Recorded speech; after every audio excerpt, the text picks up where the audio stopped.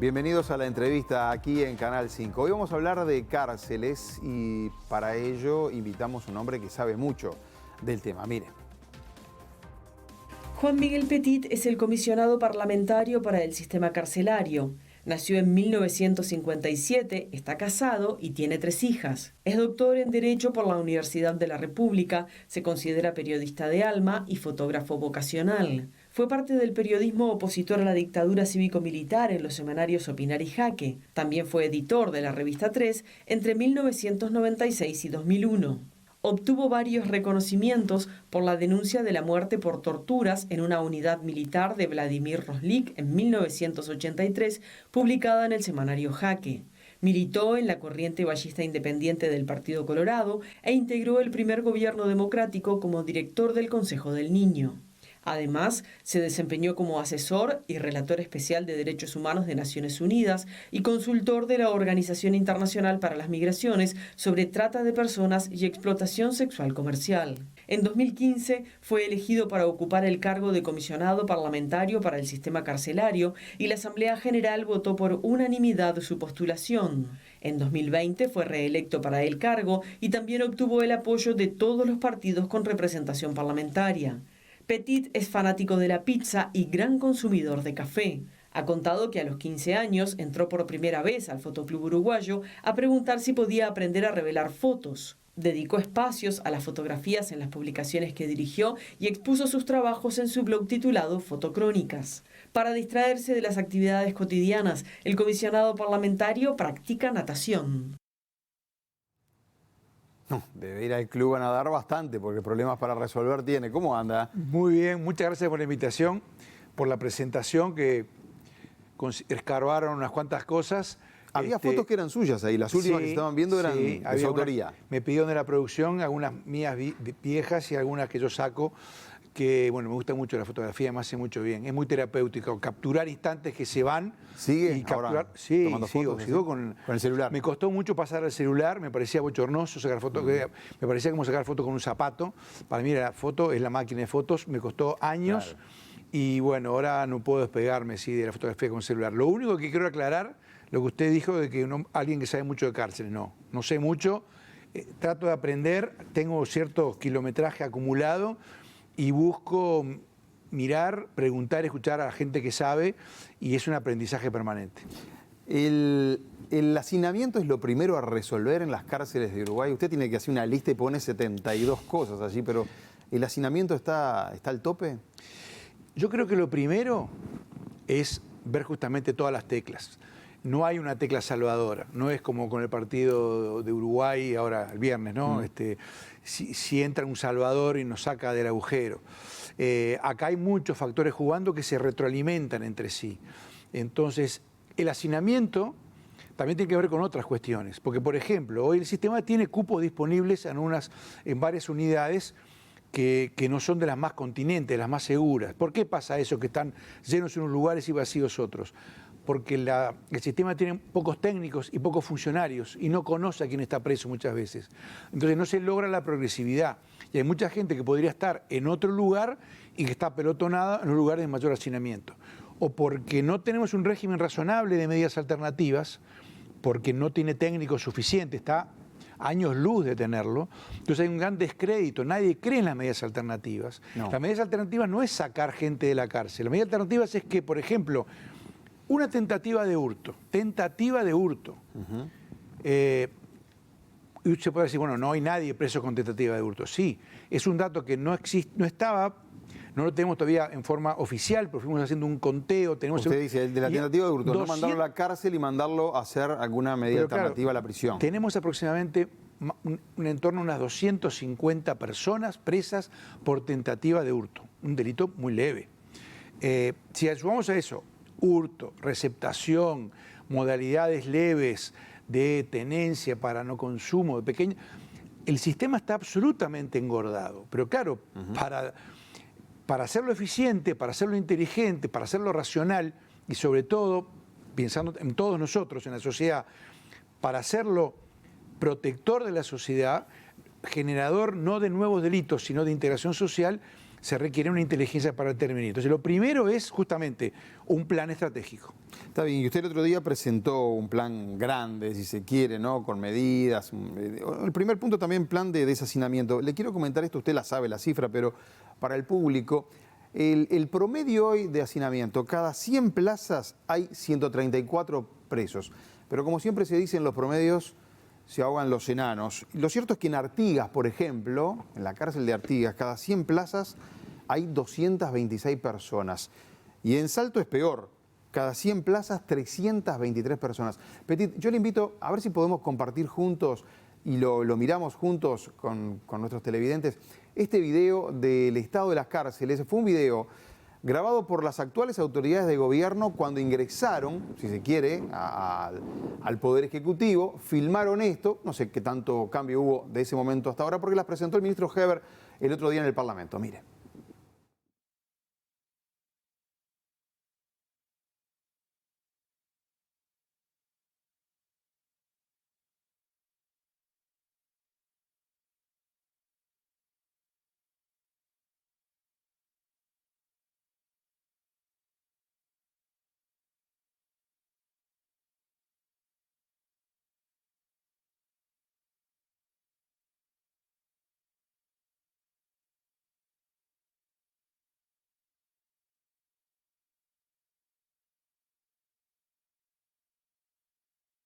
Porque quería que se apreciara precisamente el estado de las cárceles.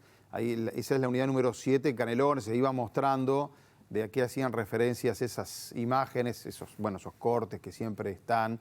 ¿Se pueden hacer cambios, Petit? No, por supuesto, se han hecho. Cuando usted mira esto, que lo estamos mirando juntos además, sí. ¿no? ¿Qué es lo que recibe? Hoy hablamos de imágenes. Yo llevo 6 años en esta tarea. Si algo que creemos que es un signo de identidad de nuestra oficina es que recorre mucho el equipo, entre 60 y 85, según los meses, visitas a cárceles. Tratamos de ir mucho y de recorrer mucho, hacemos auditorías. A veces, bueno, ahora el COVID lo afectó bastante, pero hacemos intervenciones de celda por celda, hablando persona por persona. ¿Ustedes entran a todos los módulos? Sí, absolutamente a Porque todos. siempre está esa cuestión de que hay lugares de determinadas cárceles donde la policía no entra. Ustedes entran a todos los módulos. En eso hay una muy buena práctica nacional de política pública, la hubo en el anterior gobierno, la hay en este gobierno, de absoluta libertad de circulación para nosotros como mecanismo de prevención y de trabajo en derechos humanos. Además, la oficina puede entrar sin previo aviso, o sea que no tuvieron ningún problema. No, absolutamente ningún problema nunca hemos tenido. Yo te decía, yo tengo acá miles de imágenes y de grabaciones. A mí en lo particular nunca he presentado imágenes, porque creo que a veces, bueno, es un tema complejo, pero bueno, dejémoslo ahí, es un tema complejo. Bueno, pero esas imágenes muestran un poco la realidad de la cual se parte. He mostrado a veces en la Comisión de Seguimiento Carcelario, en los juzgados. Y sí, yo creo que a veces son útiles las imágenes. Lo que pasa es que las imágenes muestran un instante. Sí. Hay cosas que deberían haber mejorado de estas imágenes. Hay cosas que a veces mejoran y empeoran. Yo creo que hay una mayor conciencia en toda la sociedad de que para bajar la inseguridad, para bajar la exclusión social y para mejorar la integración social y la protección de toda la ciudadanía, se requiere un sistema penitenciario que vaya en línea con las políticas sociales. Y hay señales muy fuertes en ese sentido y muy alentadoras. El MIDES absorbiendo la Dirección Nacional del Liberado. Educación con un plan de educación en cárceles. El CODICEN anunciando más horas educativas. Empezando hace poquito, esto es muy fresquito. Sí. Esto es de ahora. Empezaron a recorrer también y a hacer chequeos médicos, que eso no es solamente una foto, eso es un arrastre porque hay actos médicos. Entonces, ¿cambió todo? No, pero hay señales positivas. Antes no había nada bueno, de ninguna manera. Acá una reforma penitenciaria que comenzó fundamentalmente en el 2010, que sentó bases muy importantes, aumentó la educación, aumentó el trabajo técnico, se hicieron protocolos de diagnóstico de las personas que ingresan, se crearon unidades nuevas, se bajó el hacinamiento. Lo que pasa es que los problemas también juegan. Y la población penitenciaria empezó a crecer de nuevo fuertemente en el 2018 y el 2019 y sigue creciendo hasta hoy en día, que ahora hace unos pocos días que está como un poco estabilizada. Sobre 14.000 personas presas entonces, ahora, más o menos. Claro, 13.945 por ahí. El tema es que esa obra, la reforma penitenciaria, que fue un impulso muy fuerte, 2010 hubo un acuerdo en el Parlamento entre gobierno y oposición, estaba de un lado el mostrador el ministro Bonomi y del otro lado estaba el senador Larrañaga, por ejemplo. Ese acuerdo logró recursos y acuerdos nacionales para intervenir en un problema que es antipático y doloroso para todo el mundo. Luego esa inversión que hubo bajó y está estabilizada desde hace 10 años. Entonces, esa obra quedó inconclusa.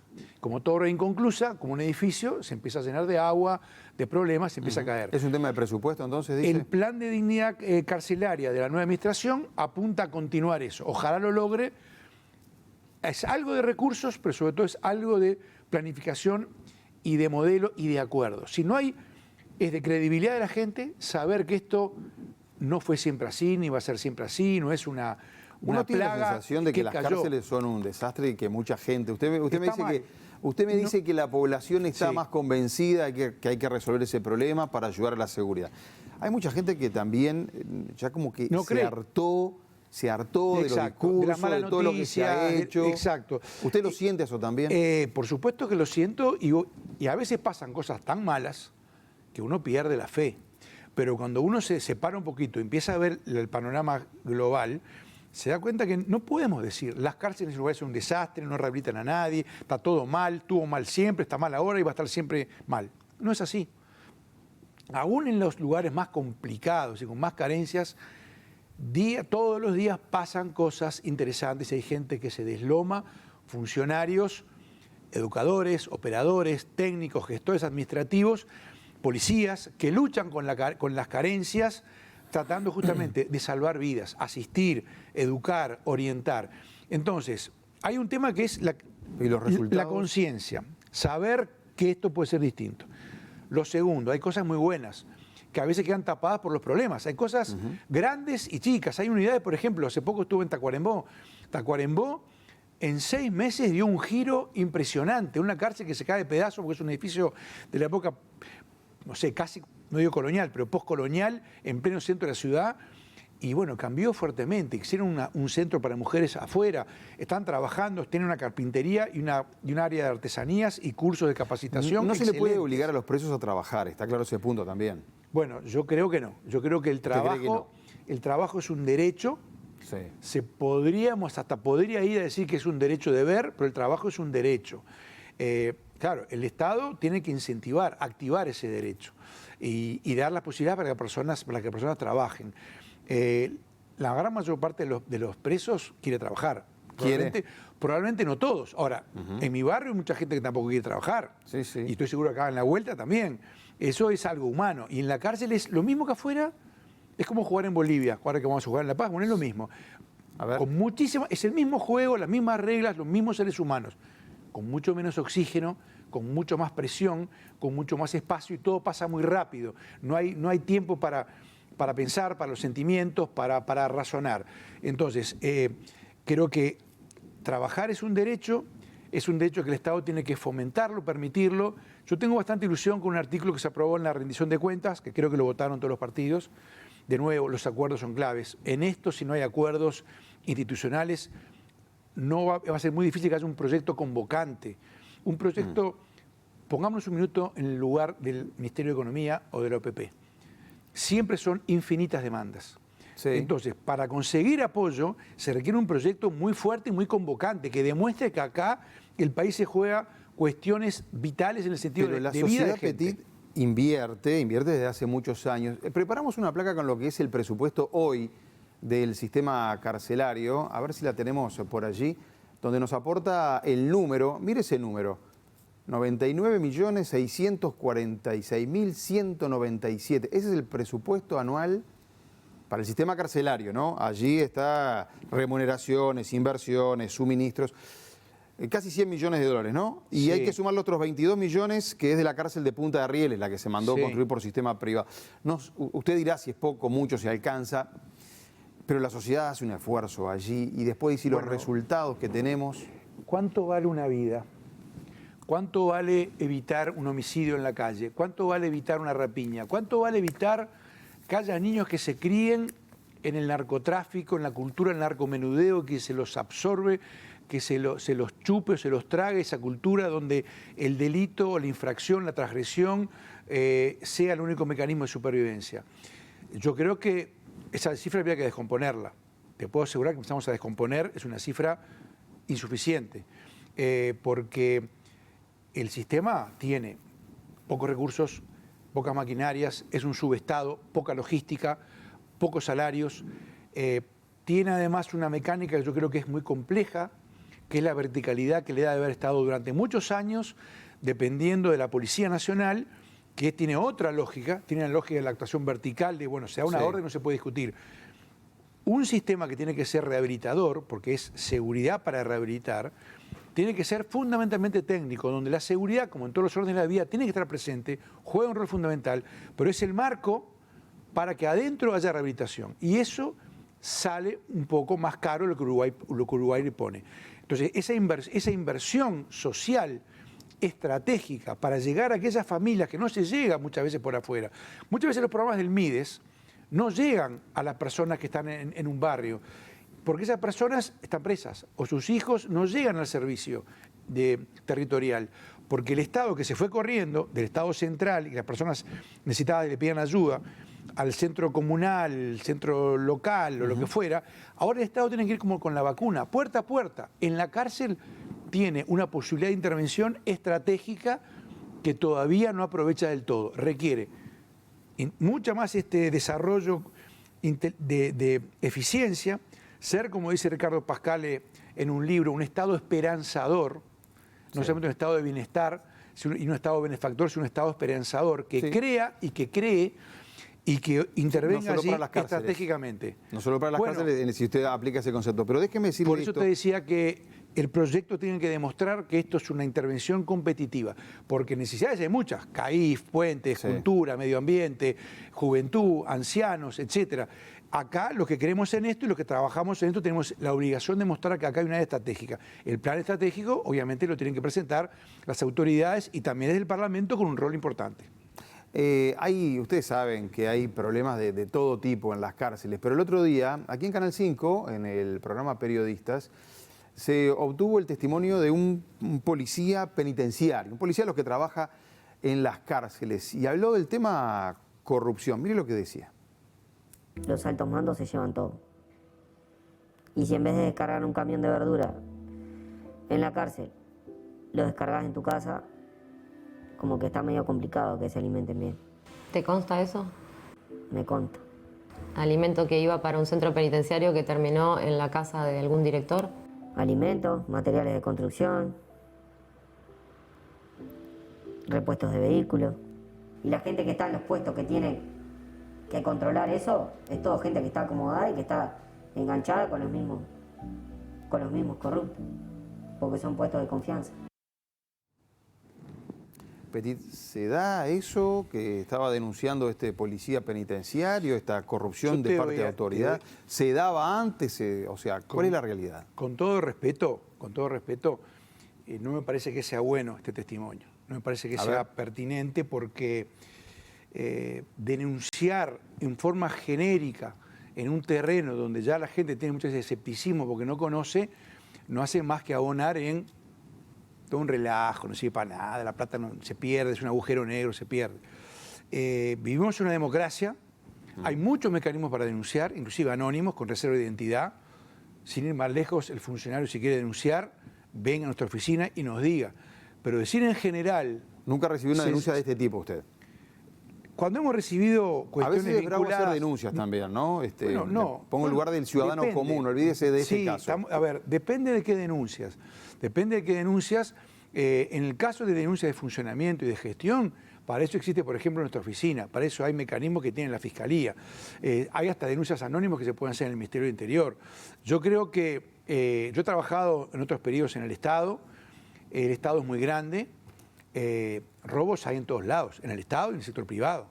Uno va a veces a una mutualista, vas al baño y se robaron el jabón, se robaron en hospitales públicos, se robaron la bombita. En los parques y plazas, el otro día se llevaron la mano de Obdulio Varela de una plaza. O sea, claro, pero de nuevo, en la cárcel miramos todo. Hay funcionarios que roban y debe haber, como debe haber en todos los sectores, Si hay una denuncia concreta, por supuesto, hay que investigarla y hay que cuidar los fondos públicos. No hay ninguna denuncia concreta sobre esto. Yo esto, como está planteado así... Usted a su oficina no llegó. Yo no tengo nada y si la tuviera, la trabajaría. Bien. Como todas las denuncias que nos llegan. Una vez me dijo usted que a la cárcel hay que tratarla como si fuera una ciudad. Una ciudad, donde tiene todo. Tiene la escuela, la panadería, la carpintería. Una ciudad, son todos delincuentes en esa ciudad también. No hay que olvidarse de ese factor, no es un detalle menor. Hay de todo en la cárcel. Bueno, si están ahí es porque la justicia entendió que habían cometido delitos. La justicia es humana. Partamos de la base de que puede haber un error humano, pero también partamos de la base de que el 99% de los casos... Es como un hospital. En principio están todos por algún tratamiento, han tenido un conflicto con la justicia, están cumpliendo una pena, pero que como digo hay de todo, quiero decir que hay situaciones muy diversas. Estoy seguro de todo. Ahora, ahí el concepto ese me había llamado mucho la atención, era interesante para analizar una situación carcelaria, porque siempre me quedo con la duda de qué pasa con los teléfonos celulares, que siempre recibo respuestas. Los presos pueden usar teléfono celular, está bien que lo utilice porque dice que después de ahí adentro operan hacia afuera, digamos.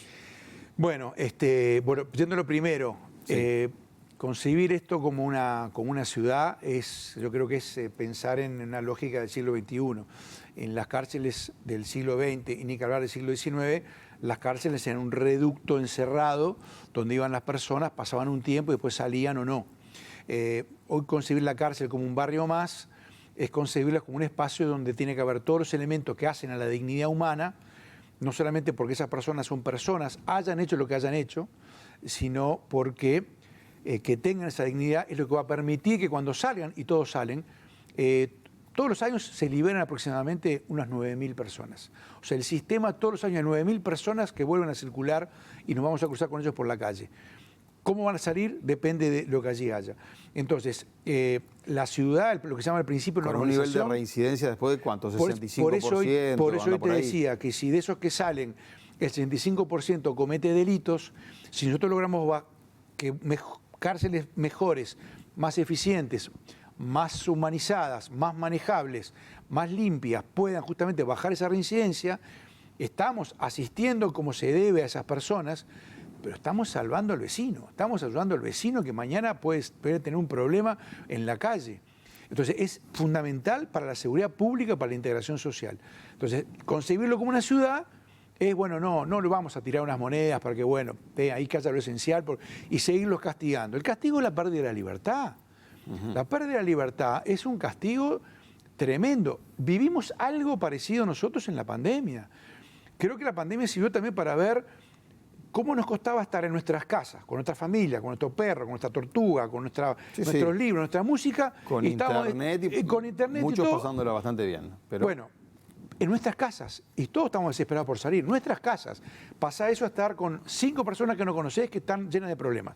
Entonces, concebirlo como una ciudad es clave para el cambio. Las drogas también juegan un factor fuerte en la convivencia. Me preguntaste que me perdí como... No, lo de los celulares, si lo tienen que usar o no. Perdón, como buen carcamán me fui un poco de la pista, bien. Pero vuelvo. Nos quedan 2 minutos, le digo, 3 minutos, estoy viendo el reloj ahí. La comunicación es fundamental y que las personas tengan información es fundamental. La comunicación telefónica existe, hay celulares habilitados en algunas cárceles, en los últimos meses se sacaron en algunas. Yo creo que el celular es una herramienta que en una cárcel estable, ordenada y que no sea de máxima seguridad, es un elemento de integración, es un elemento que baja la violencia adentro y afuera. ¿Dónde ha habido problemas con celulares? Con la familia, por ese tipo de llamadas. Con la familia, en realidad puede acceder a información, debería tener...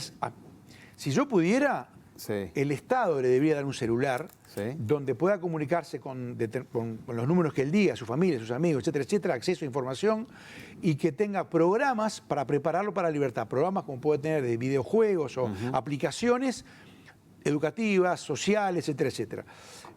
Entiendo que, por ejemplo, en O un sea, el área celular sí, pero no en cárceles de máxima seguridad. Claro, tiene que ser parte de la progresividad, Porque parte veo del que avance. después de adentro también Sí, lo que mandan a los suyos lo que se ha visto, que están afuera a ver, y hay... El crimen organizado, lamentablemente, o los casos muy complicados, no necesitan un celular para hacer cosas indebidas, inadecuadas o lamentables. Salvo a una excepción, que habrá sabido también, el mal uso de los celulares de manera delictiva ha estado centrada básicamente en las áreas de crimen organizado de algunos de los penales de máxima seguridad. Es algo que se puede controlar, se puede auditar, se puede registrar, de hecho se hace y es un factor de pacificación. Con esta salvedad que te decía, no es para todos lados, pero sí es para muchos lados. Quedó claro. ¿Son los presos los que mandan en las cárceles hoy de Uruguay?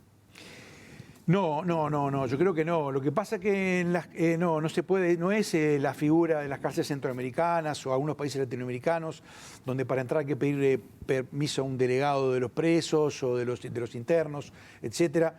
No, acá lo que ocurre es que hay como una especie de equilibrio homeostático, un equilibrio precario, porque el sistema tiene grandes carencias de personal, de elementos logísticos, de cámaras, de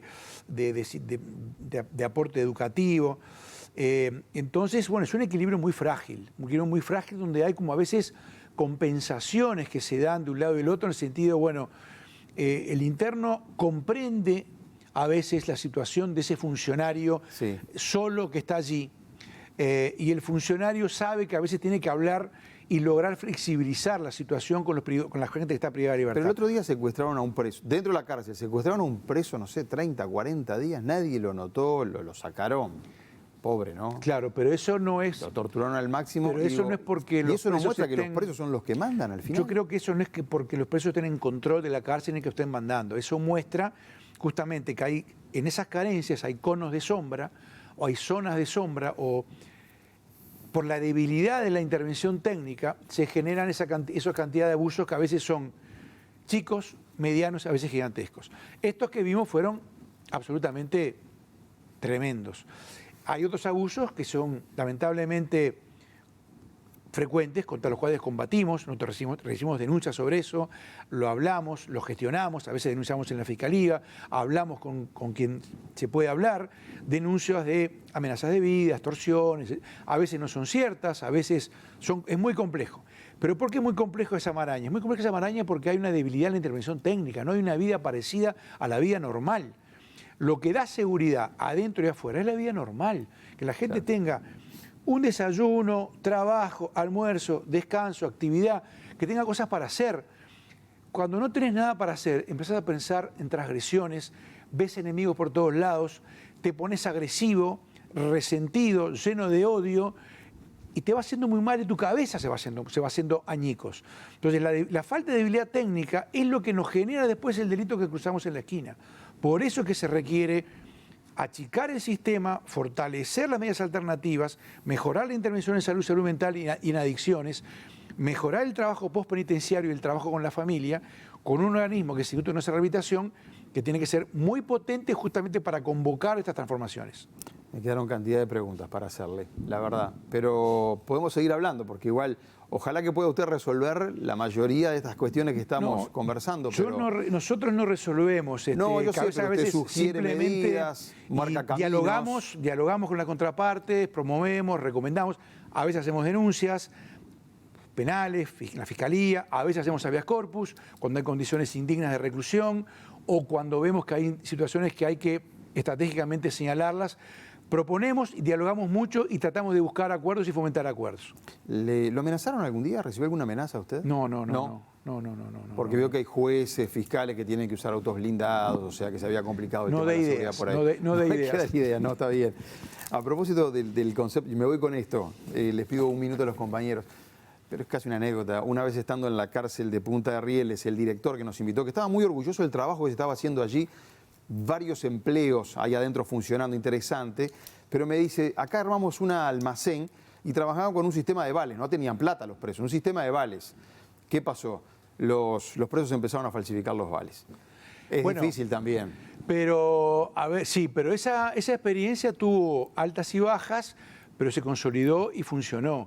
Y ese lugar, supongo que estamos hablando de la misma experiencia en Punta de Rieles, Unidad 6, que ha tenido, seguidores o ejemplos parecidos en otras unidades, marcó un camino, abrió un camino, mostró que era posible tener una cárcel parecida a un barrio, con cantinas, con trabajo, con talleres, con aulas, con yoga, y sí, con esas transgresiones, porque son humanos, son personas privadas de libertad, pero son humanos, así que es parte, y además, es la tarea, es como decir, bueno, en un hospital encontré una cantidad de gente engripada con virus, y no, están ahí justamente para superar eso. Petty, gracias por haber venido hoy. Gracias a ustedes, mucho gusto. Enriquecedor, Gracias. como siempre, muchas gracias, conversar con ustedes. muchas gracias. Amigos, de ustedes también me despido, más que amable, como siempre. Buenas noches. Gracias.